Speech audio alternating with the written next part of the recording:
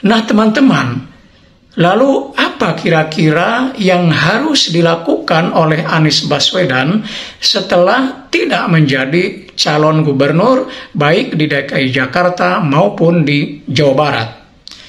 Ada spekulasi yang mengatakan bahwa kemungkinan Anies akan dijadikan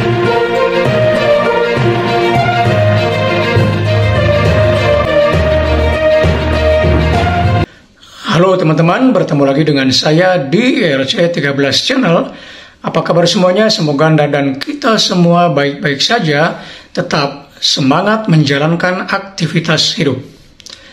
Teman-teman sekalian, kembali di video kali ini saya menyajikan The Current Issue Corner atau pojok isu-isu terkini.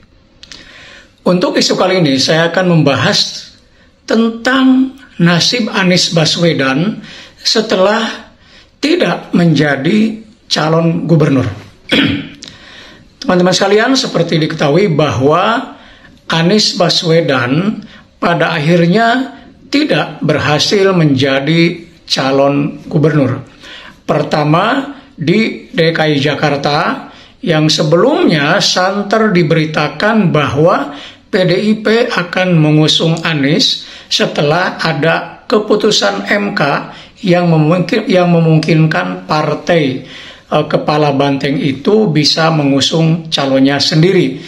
Tetapi ternyata PDIP tidak mencalonkan Anies. Banyak spekulasi yang mengatakan, tapi umumnya berpendapat bahwa PDIP tampaknya lebih memilih untuk mengusung kader internalnya sendiri daripada kader eksternal. Nah, belakangan santer juga berita bahwa Anies akan dicalonkan PDIP di Pilgub Jabar. Bahkan berita ini terus-menerus sampai kemarin, namun sampai akhir pendaftaran semalam, sampai pukul 23.59, tidak ada pendaftaran atas nama Anies di Pilgub Jabar yang diusung PDIP. Ini artinya bahwa Anies Baswedan tidak menjadi calon gubernur di provinsi atau daerah manapun. Nah teman-teman, lalu apa kira-kira yang harus dilakukan oleh Anies Baswedan setelah tidak menjadi calon gubernur baik di DKI Jakarta maupun di Jawa Barat?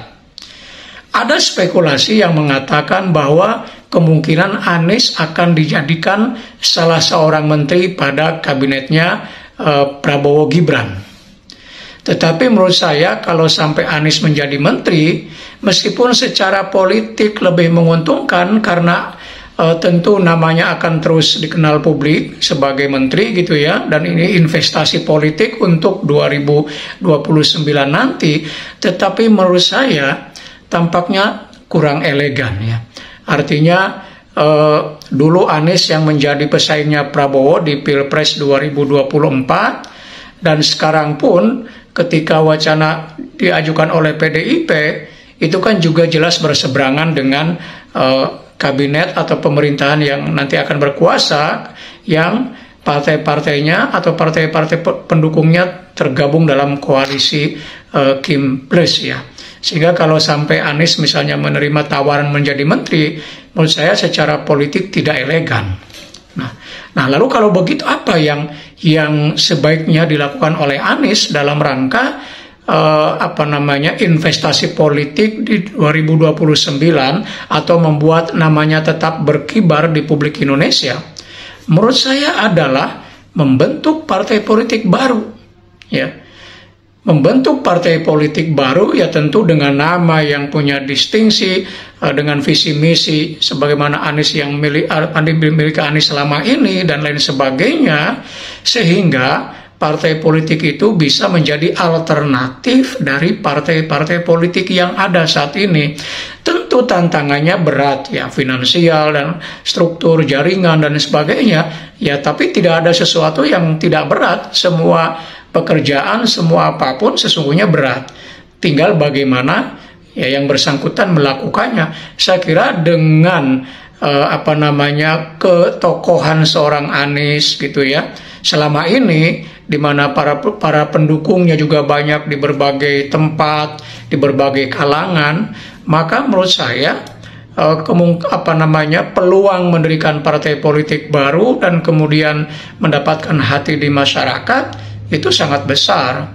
Ya, di Malaysia dulu kan Anwar Ibrahim setelah keluar dari UMNO gitu ya, setelah tidak lagi bersama Mahathir Muhammad, ya kemudian kan mendirikan partai politik baru dan berhasil.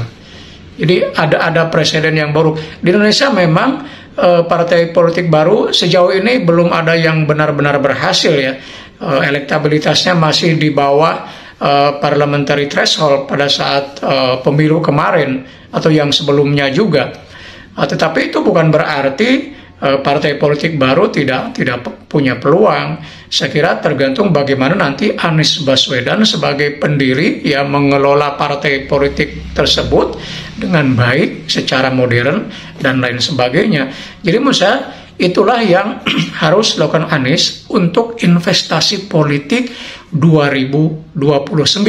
Sebab kalau tidak begitu, kemungkinan namanya akan tenggelam dan itu akan sulit kembali menaikkan lagi ya namanya, menaikkan lagi elektabilitasnya sebelum pemilu 2029 nanti. Demikian, semoga ada manfaatnya. Sampai bertemu kembali di video berikutnya. Tetap semangat.